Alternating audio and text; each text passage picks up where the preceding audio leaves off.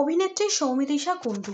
আশা করি তার আর নতুন করে পরিচয় দেওয়ার কোনো প্রয়োজন নেই, কারণ ৮ থেকে ৮০ সকলেই কম বেশি তাকে চেনেন। বড় পর্দায় পা রাখলেও সকলের কাছে তিনি আজও প্রিয় মিঠাই রানী। গত ২৫শে মার্চ ছিল দোল, আর এই উৎসবে মেতে উঠেছিল ছোট পর্দা থেকে বড় পর্দার সব তারকারা। কেউ পার্টি করেছে, কেউ বন্ধু বান্ধবের সঙ্গে চুটিয়ে দোল খেলেছেন, তবে ব্যতিক্রম শুধু সৌমি। আসলেই পারিবারিক মানুষ তিনি, তাই যে কোনো উৎসবে তার কাছে আগে পরিবারের মানুষ প্রাধান্য পায়, পরে বাকিরা। পার্টি করা একেবারেই পছন্দ নয় মিঠাই রানীর, বরং বাবা মায়ের সঙ্গে সময় কাটাতে ভীষণ পছন্দ করেন তিনি।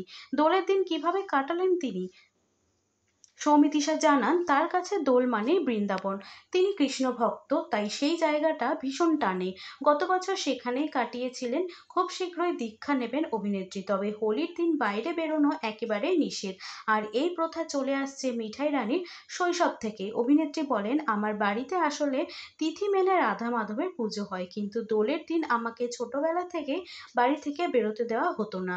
কারণ জানা নেই, আসলে যত বড় হয়ে যাই না কেন, পরিবারের কিছু মূল্যবোধ রয়েছে যা মেনে চলি, আর এখনো তো তাদের বাড়িতেই থাকি, তাই ওদের কথাই শুনে চলি।